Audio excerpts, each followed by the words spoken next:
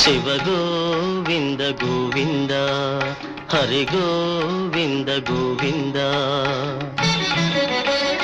ఉత్పాతములు ఎన్నో ఉత్పత్తిల్లేను తోక చుక్కలు ఎన్నో పుట్టుకొచ్చేను అంతు పొంతు లేని ఆపదల దేశము అల్లకల్లోలమైపోయేను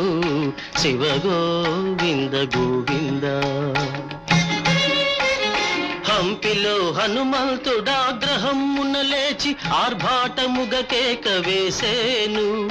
ఆ కేకలకు జనులు వదరిపోయేరు